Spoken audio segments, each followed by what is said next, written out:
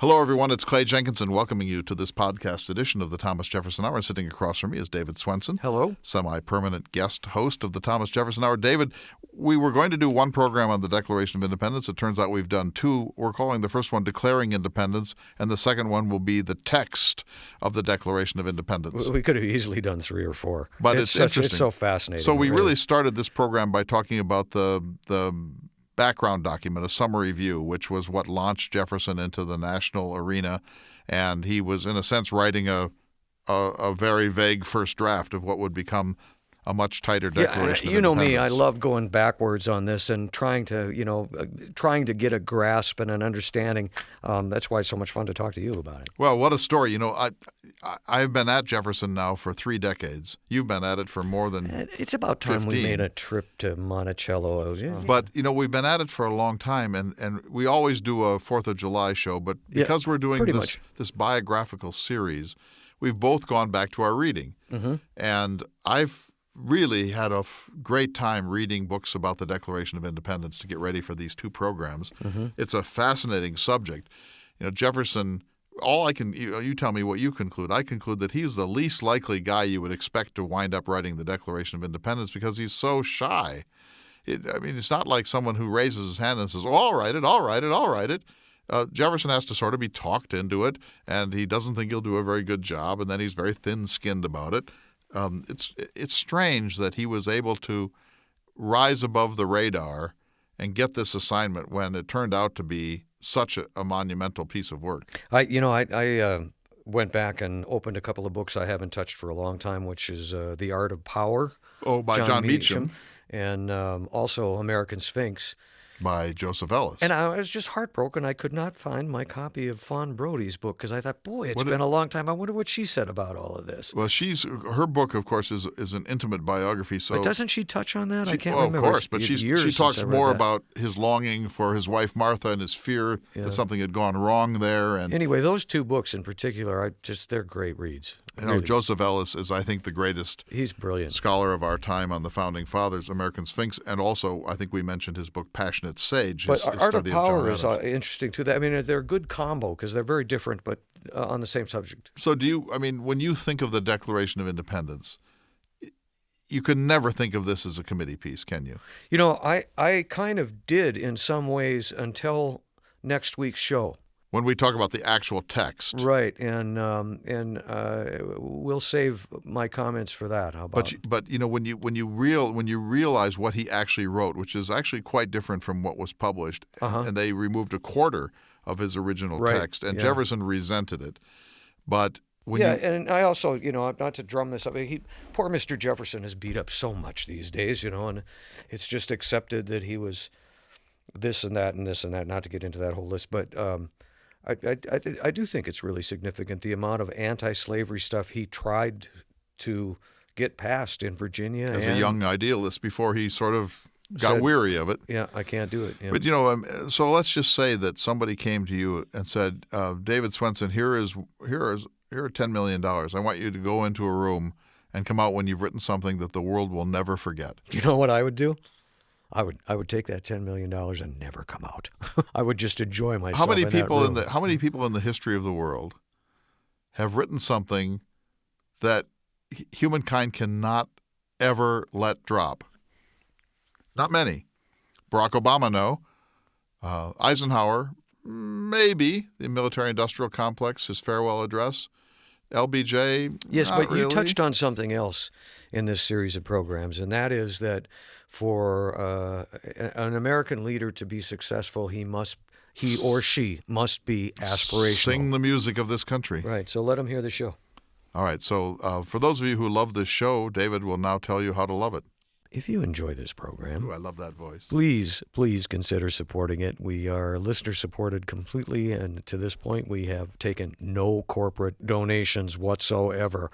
And we appreciate any help you can give us to keep the show on the air. We're not going anywhere, but we do appreciate your assistance. And if you are interested in helping the program grow, you can go to jeffersonhour.com, click on Donate, and it's very easy to do, and it's going to get easier. There's a few new things happening. Wonderful. So listen now to this special edition of the Jefferson Hour, Out of Character, in our series, A New Biography of Thomas Jefferson, Jefferson 101, as the whole series is called. But this is number 106, Declaring Independence. Thanks for listening. Hello, everyone, and welcome to the Thomas Jefferson Hour, brought to you by Bismarck State College on the banks of the Missouri River, at the heart of the Lewis and Clark Trail. Good day, citizens, and welcome to the Thomas Jefferson Hour, your weekly conversation with or about President Thomas Jefferson. This week, we are joined by the creator of the Thomas Jefferson Hour, Mr. Clay Jenkinson, and it is he who shall speak for the president this week. Good day to you, sir. Good day to you, my friend, David Swenson, the semi-permanent guest host of the Thomas Jefferson Hour. You know, we're in this series, Jefferson 101, I think you called it, and now we're moving through his life.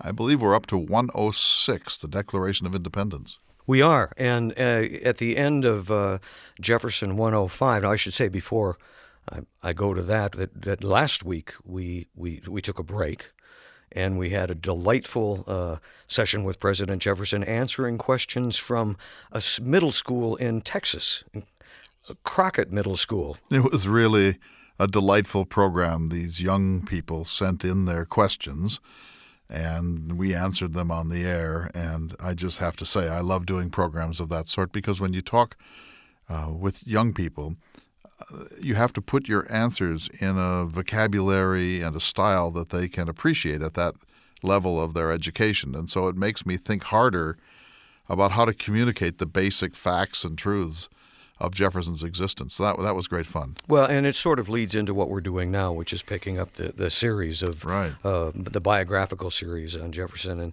And as you said, 105, The Reluctant Revolutionary, was the last one. And we ended that program with a discussion about Jefferson's writing of a summary view. And I asked you then, I'll ask you now, that's really where things began for Jefferson. He became the famous Mr. Jefferson based on that. Two things happened. In 1769, he became a member of the House of Burgesses. So now he's entered public life in a significant elective way. And then in 1774, he steps back and tries to put the American discontentment into larger geopolitical terms, and argues that the Americans really populated the New World at their own expense, that they weren't really sponsored by England, the crown, or corporations, that the colonists removed themselves from their home country and transported themselves to the New World, where they cut down the trees and channelized the rivers and built their plantations. And so that the idea that Britain thinks that these are colonies in some sort of proprietary sense is false. And independence has already essentially been achieved. It just hasn't been acknowledged yet by the British Parliament, the ministry, or the king. Right. I'm glad you went there, because after I heard you talk about that in that episode, I had to read more about it, which is the best compliment I can give you, right? Or to Thomas Jefferson, yes. And I went back to Joseph Ellis's book, which I haven't read. American Sphinx, the character of Thomas Jefferson, a wonderful book. And he kind of talks about what he calls Jefferson's strange attachment then to the myth of the Saxon past. He calls it an early ideological manifestation of a characteristically Jefferson cast of mind. And I found that very interesting, because he talks about how Jefferson sort of made this up. It was true to him, based on what he'd read as a young man. But can you talk about that? It is a myth, but it's not a myth without a basis in truth. So it goes all the way back to the Roman historian Tacitus, who around the year, say, 98 A.D., wrote a book called The Origin and Situation of the Germanic Peoples. And this was because the Roman Empire had extended itself all the way to the North Sea, and some of the fiercest and most interesting of their adversaries were these Germanic farmers. And in it, Tacitus provides a kind of anthropological or sociological description of these liberty-loving farmer citizens who essentially were self-governing in a way that not even ancient Greece and the Roman Republic had achieved. And they subdivided their systems into ward republics, or something called hundreds. and they were really lovers of independence and liberty, at least as completely as the ancient Romans of the Republic and the Greeks of the Athenian city-state had been. And this was part of what's known as the Whig interpretation of history, WHIG, the Whig Party.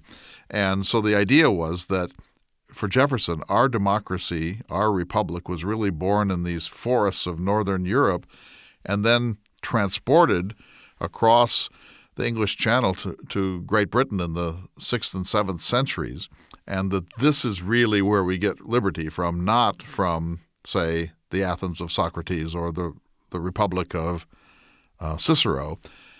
And so Jefferson loved this argument because, of course, it meant that freedom was something born among Anglo-Saxons. It's not something that we derived from the ancient world. And he believed that with the Norman conquest in 1066, that feudal French Normans eclipsed the native Anglo-Saxon liberties, and the history of Britain from the time of the Norman invasion in 1066 was an agonizing attempt to recover the old liberties, beginning with the Magna Carta and working up through the British Civil War and the Glorious Rebellion and the British Bill of Rights and so on. And that what we're all trying to do is recover liberties that are inherent in our race, in our stock, but which had been overwhelmed and forgotten by medievalism and feudalism. So Jefferson loved this, and he clung to it all of his life.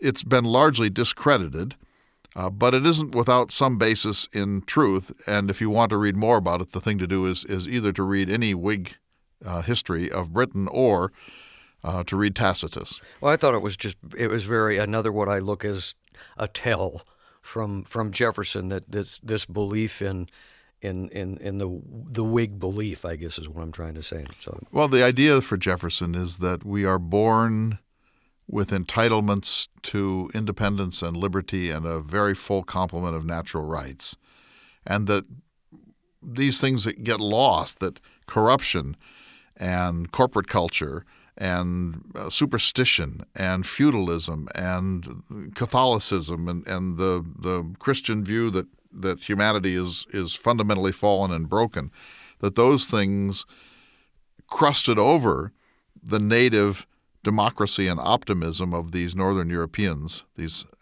Anglo-Saxons, and that all we have to do is get back to this more primitive golden age, our Garden of Eden, as it were, and then we will be fully free again.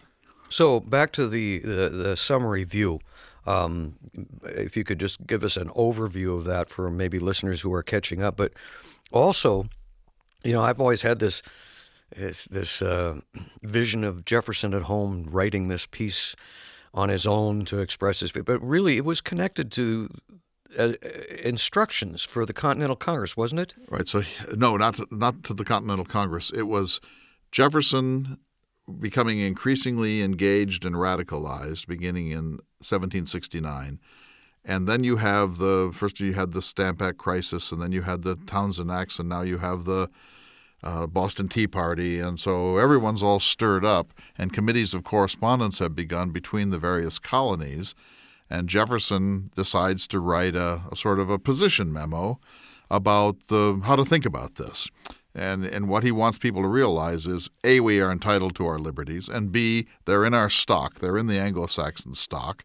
And you don't have to be a classicist or to read Cicero to understand this. It's something that's sort of intuitively embedded in our collective cultural DNA, and all we have to do is recover it. And that this solves the problem, because not only are we arguing now that we will not accept taxation without representation, we're essentially saying we have been independent from the minute we arrived on the shores of North America, because we have long since understood what self-government is, and we intend to enforce that status as true British citizens, not as people who were corrupted by the Norman invasion. We're going to assert this here in the United States. So he writes this memo, and he's supposed to take it down from Charlottesville to Williamsburg in person, but he has one of his, I'm going to call them psychosomatic spells. He has some sort of serious diarrhea or digestive issue, and therefore he sends the document with Patrick Henry instead. And the summer review gets to Williamsburg, and people like it a lot, and they decide to publish it. In fact, they named it. Jefferson had not really named it, and so they name it a summer review, and they publish it, and Jefferson then can express surprise and disappointment that it was published. That's a standard Jeffersonian response to this sort of thing. But it did its job. It was appreciated by the people in colonial Williamsburg. It was then circulated through the rest of the colonies, and by the time Jefferson gets to the Second Continental Congress in the autumn of 1775, about a year later, he's known. He's known as the author of this celebrated pamphlet, and this makes everyone understand that he is a very serious scholar, a brilliant propagandist, and a terrific prose stylist. I just find that very interesting because it really is the beginning of what someone referred to as the famous Thomas Jefferson. That's accurate to say. He's now a national figure, and he didn't expect it. And how that happened so quickly, too. In reading Ellis, he talks about George Washington paying for several copies of what he called, quote, Mr. Jefferson's Bill of Rights. So was that Washington's introduction to Jefferson as well? Washington already knew Jefferson, but Jefferson was only a provincial figure up to this point. So up to this point, someone like Washington would have heard of Jefferson. They probably had corresponded a little. They were fellow planters and farmers, and they were interested in the West and so on. But Jefferson was an unknown figure, and so he sort of emerges now from the western part of Virginia and suddenly bursts on the national scene, but he bursts on the scene not as a rabble-rouser and not as a fiery orator or somebody who insists upon being a central figure in a public gathering. He emerges as this odd, shy, violin-playing, semi-retired philosopher who's reluctantly entered into the arena of national life, but brilliant and extremely good at writing English prose. He was only 32, right? 32 years old, and he's already just beginning to be well-known nationally, and people realize he probably isn't going to be a good soldier. He's certainly not going to be an orator. He's not going to be leading the rebellion, but he is incredible if you want someone to research and write something amazing. If you're just joining us, you're listening to the Thomas Jefferson Hour. We're going to take a short break. We'll be back in just a moment.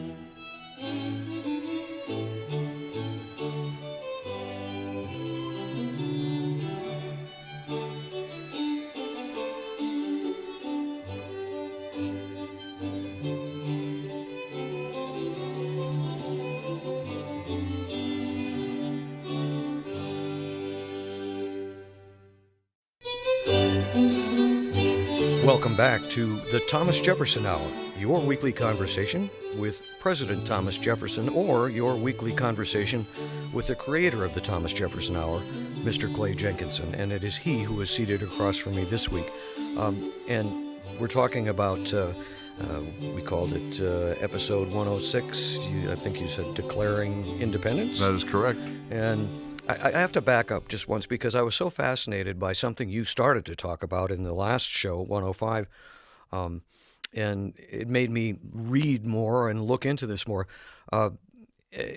Jeffersonians' perspective on the Whig interpretation of history or men's rights. So today, if you ask, say, a high school graduate, where does American democracy come from? They're almost certainly going to say, well, ancient Athens, or the classical world. But that's not really true. Well, it is probably truer than Jefferson liked to think, but Jefferson believed that the Athenians had not really practiced democracy, and that besides it was a city-state, and besides they were Greek, that's a completely different kind of world, and that the Romans got some things right, but really didn't understand the principle of representation and so on.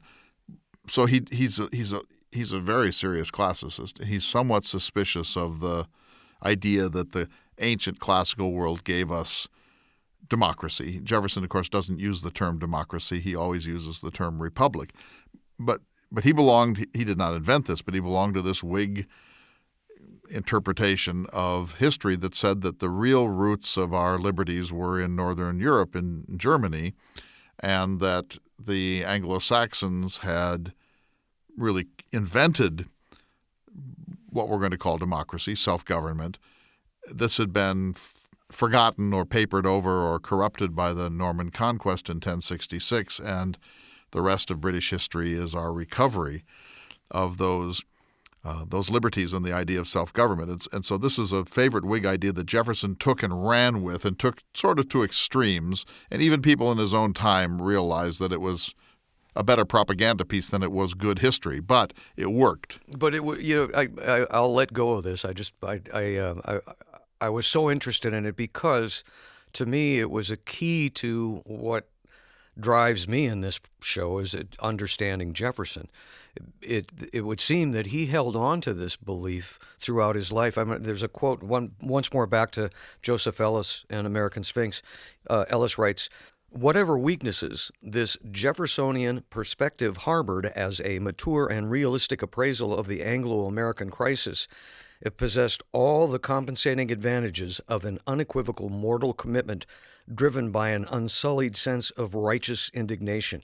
And he held on to that throughout his life, is my understanding. He did, and it caused a lot of other people who had never heard of him to say this is a serious thinker and a great propagandist and a brilliant writer. And if it hadn't been for the summary view and the fact that it was published without his consent, Jefferson probably would not have been picked to write the Declaration of Independence in June of 1776. So this was a precursor to that. And we talked earlier about the summary view, and I asked whether or not it was sort of an instruction to members of the Congress, and you said no. But well, it was written as to be considered by the burgesses in Williamsburg as a way to instruct their own delegates who are going up to the first and second. I see. Yeah. But he had not been asked to do this. He just did it. Mm-hmm.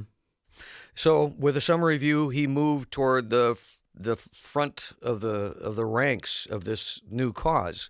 In a certain way, John Adams and Samuel Adams and John Hancock and Ben Franklin were all more important in a lot of ways, even George Washington. But when it came to, who do we turn to when we want to get serious about history and about the progress of human liberty over centuries?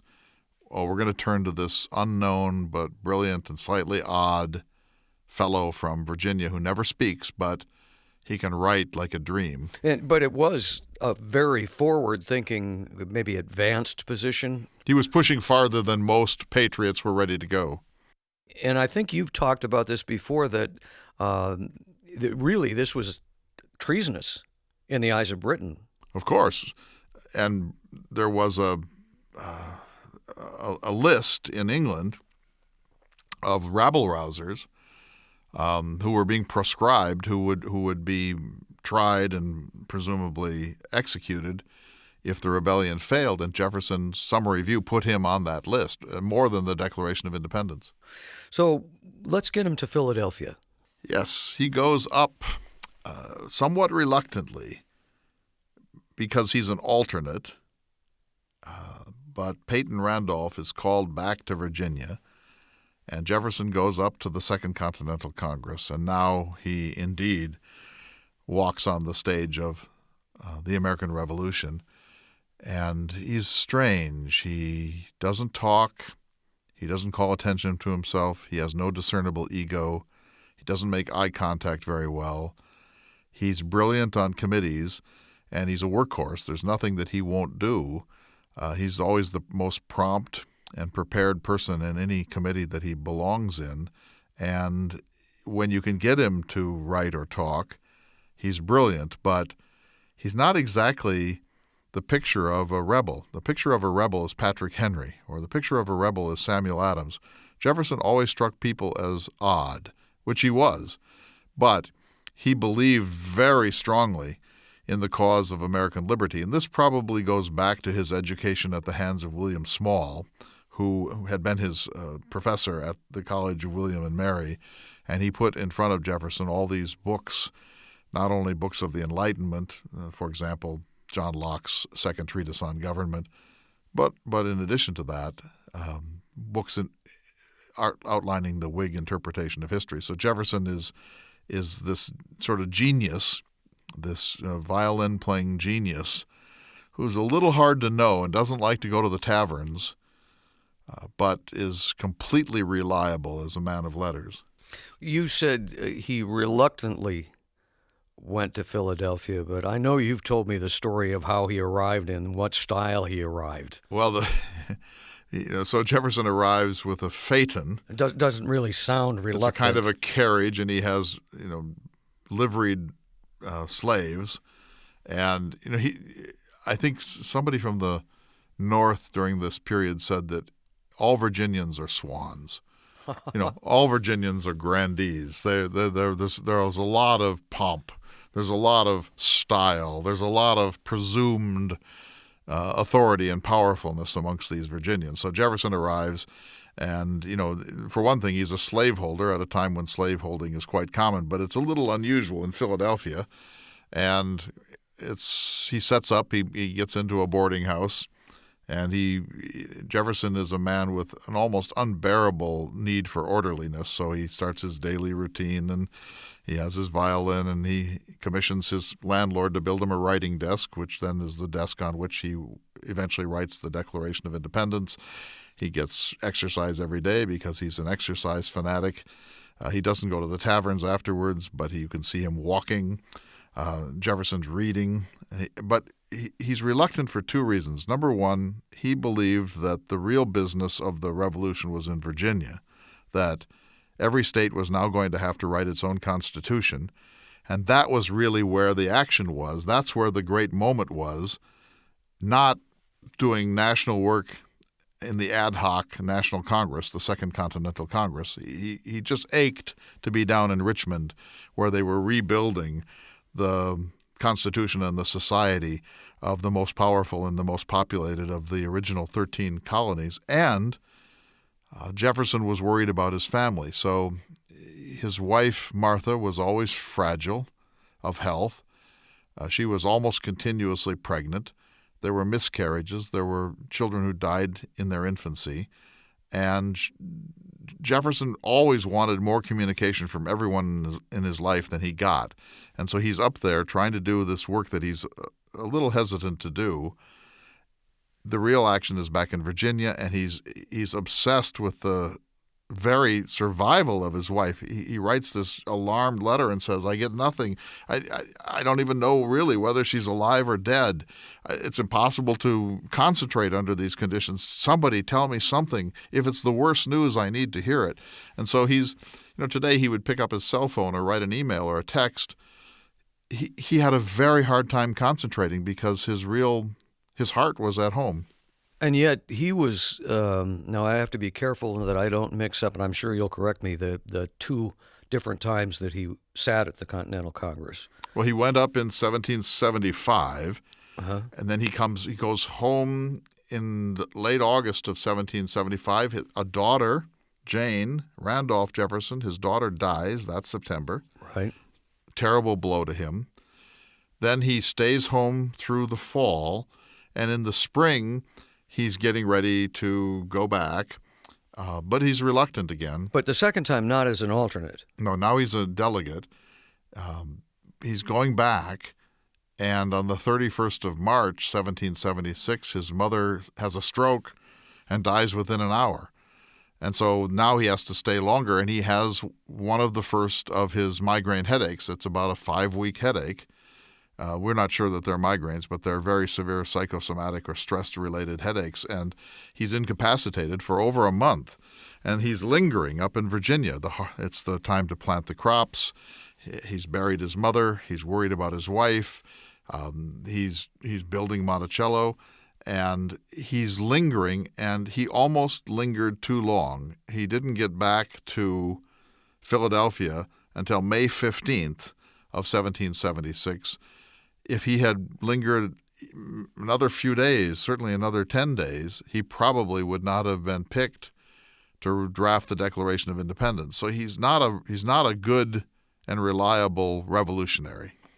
I'm not sure the standard that you would use to judge that. John Adams was there every day. No, I'm glad you brought him up now, because this was when Adams and Jefferson first met, or not? They met in 75, and Adams said he just immediately captured my heart. They were kindred spirits. He loved Jefferson's. He said he was, quote, the greatest rubber off of dust of any man I ever saw. And it really, that relationship, which we know turned into one of the more famous presidential relationships of all time, that relationship, they must have both gained quite a bit. I mean, Jefferson didn't really understand Massachusetts and the industrial capacities of the nation, and Adams likewise.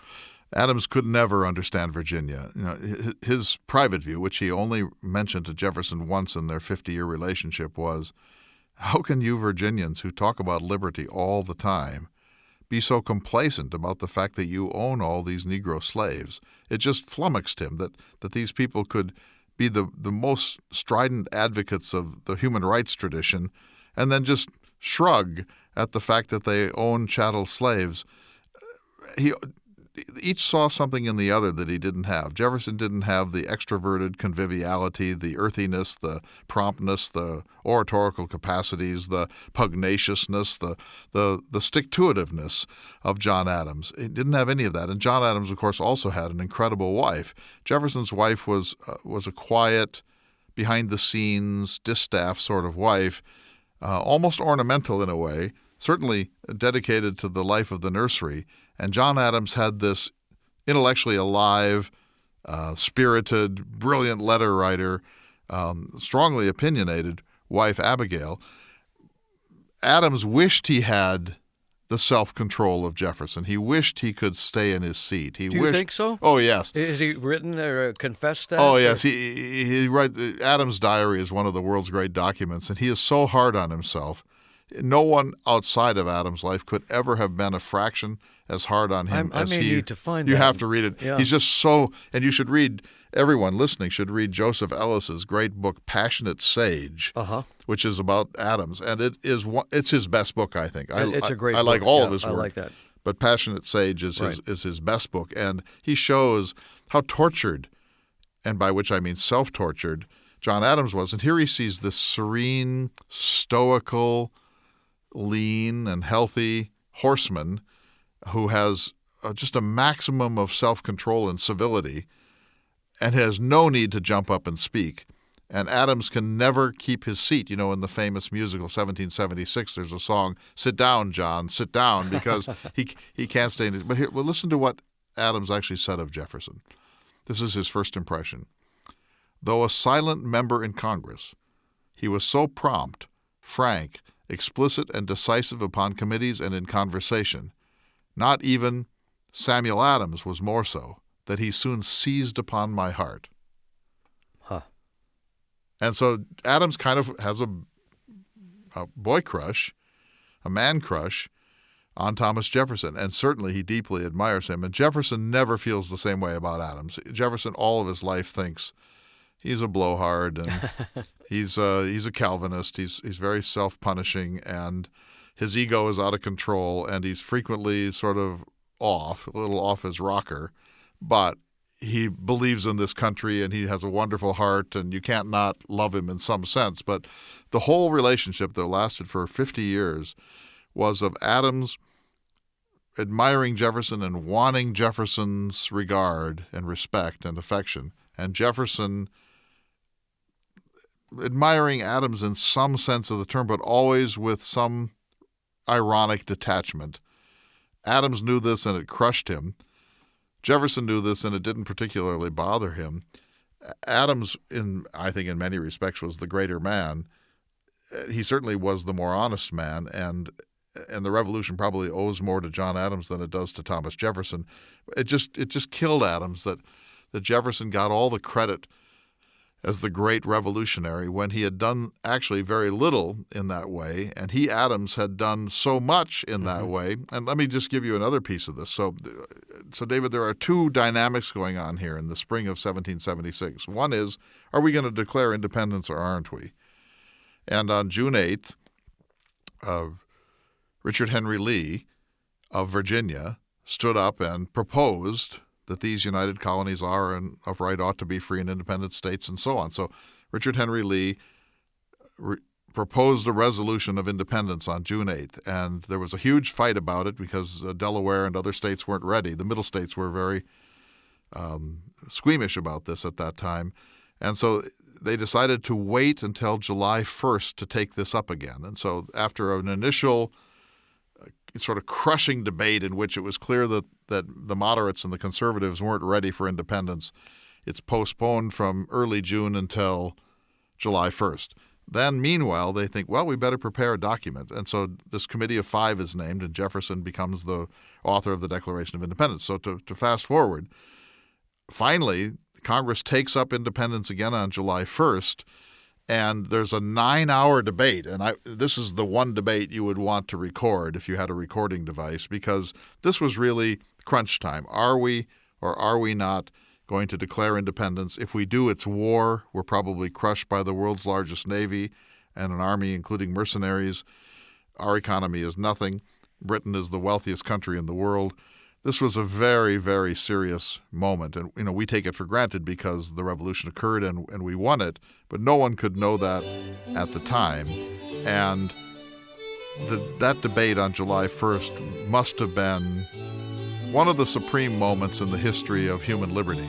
We don't have much of a record about it, but when we come back from a short break, I want to read to you what John Adams said the following day, when, in fact, the colonies did vote for independence. I'll be anxious to hear that. And lost in all of this, if we could, after the break, I'd also like that. There were 3 significant things that Jefferson was involved in the authorship of.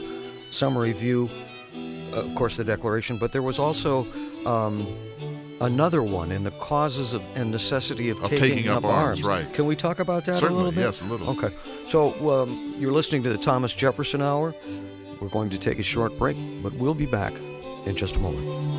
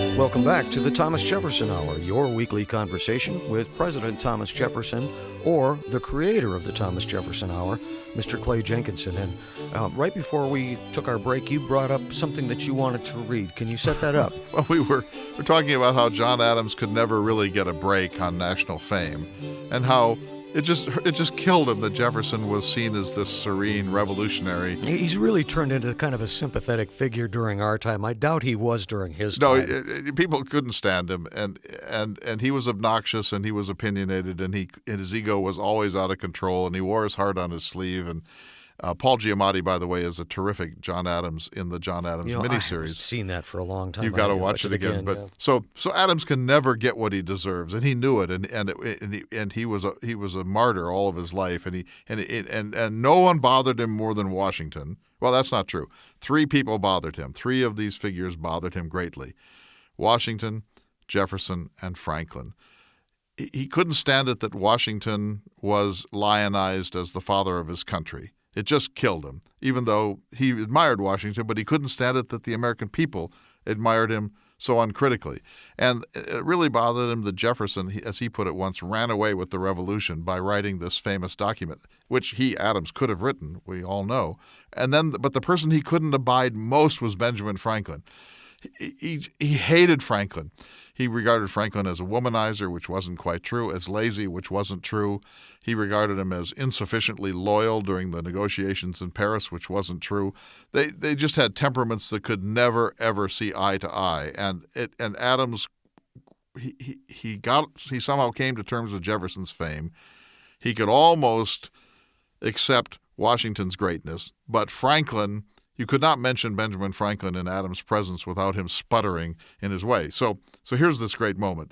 Finally, on July 2nd, 1776, the Second Continental Congress declares independence of Great Britain.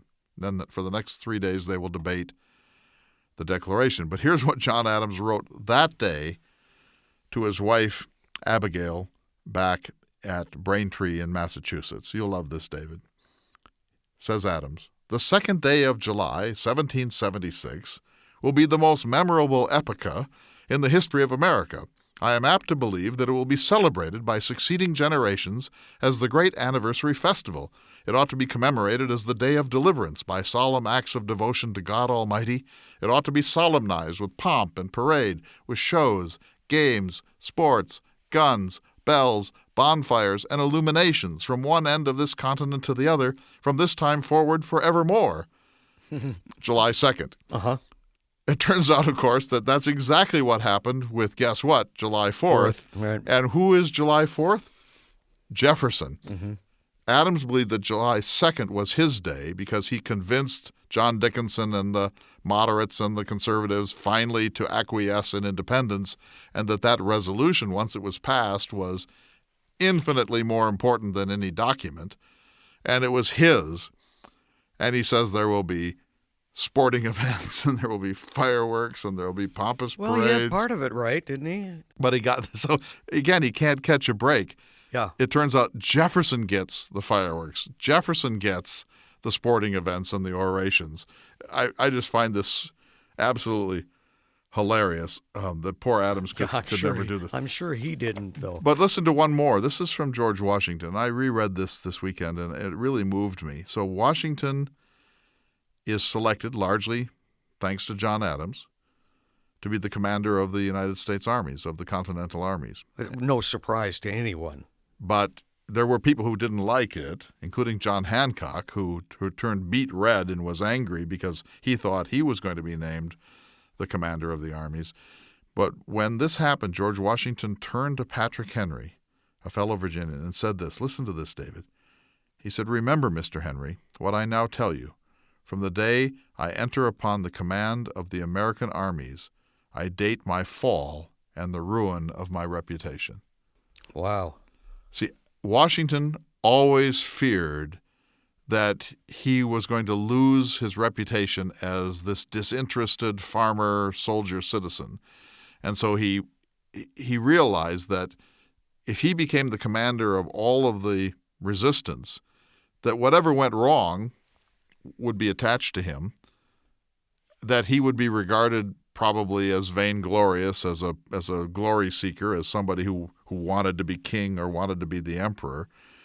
He worried all of his life that he was going to misstep by being too comfortable with power and authority, and that this was somehow going to damage him. And all of this comes from his reading of Roman lives by Plutarch, particularly the life of Cincinnatus, the farmer soldier who saved Rome and then went back to his small farm and got his plow out of the shed and so on. And Washington lived in terrible fear that he was going to do something that cost him his reputation as the purest of patriots. And in fact, it turned out to be true. When in his second term as president, he began to lose some of his strength as a national leader, and he was very badly criticized by a wide range of people, including Jefferson. Yeah. And he did lose some of that Cincinnatus reputation he stayed a little bit too long on the national stage, which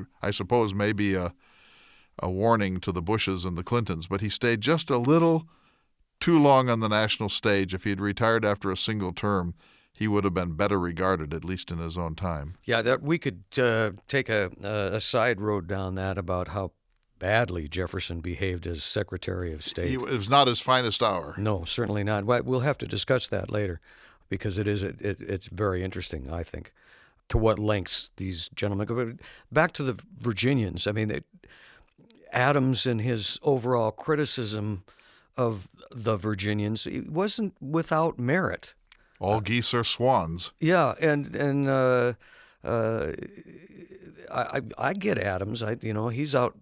He's feeding his own hogs, and taking care of his own farm. No, so much later. Not to jump too far ahead, but during the Missouri Compromise crisis of 1819 and 20, Adams is a man in his 80s. Jefferson is a man in his late 70s. They've known each other forever. They've reconciled their friendship. They're tiptoeing carefully around each other to try to maintain this late life reconciliation. And the Missouri Compromise occurs, which is basically going to create a slave state and a free state at the same time so that we can maintain the balance. And Adams finally works up the courage and says, I have never in my life addressed you on the question of slavery. I've known you this whole time. I've never done it because I believe that you Virginians must know who you are.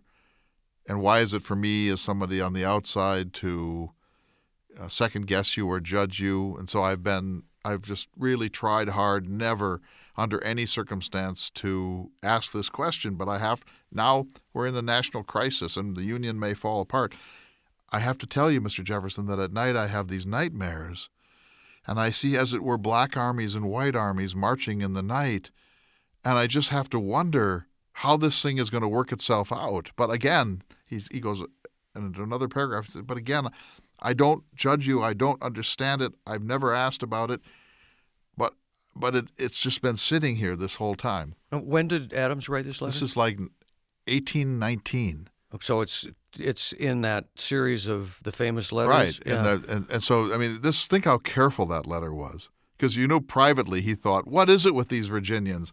They say they love liberty, and they own human flesh, and they probably sleep with their slaves too.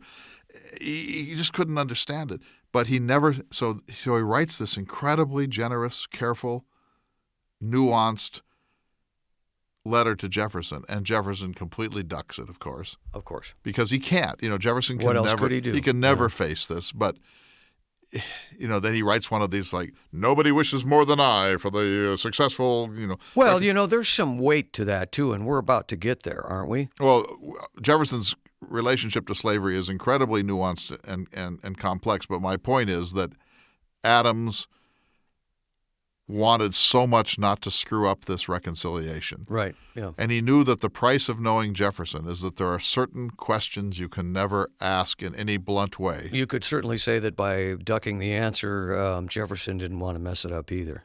Right. But Jefferson lacked moral courage. Adams had it. Washington had it. There's a part of Jefferson that is an evasive. We say of someone, they're in denial. That's Jefferson. Uh-huh. There are certain things he couldn't face. It made him a very, very successful human being, and I think a happy one too. But there were things he couldn't face, and somehow he communicated it without telling his friends, there are things I can't face. Well, I think he grew older, as all of us do. And I mean, the young Jefferson was one man. The Jefferson who reconciled with Adams was a far different man. But remember, the title of our program is Declaring Independence. And here's Jefferson, who is more associated with that document than any human being, the most important document in the history of human liberty, and he could never, ever look in the mirror fully about the whopping paradox at the center of his life. Okay, you're just going to make me jump ahead then, because I didn't want to forget Dickinson and John Dickinson. I think it's significant that the Congress picked him to write the draft. Dickinson ended up writing the final words of what? To take up arms. Right, not the Declaration of Independence. Right, yeah. But another document called On the Necessity of Taking Up Arms. It just strengthens the point of the importance Jefferson, the importance people saw in Jefferson, in Congress, his abilities. No question about that, David. So that there are really three documents. There are more, but three important ones. A summary view, 1774. We've been over that.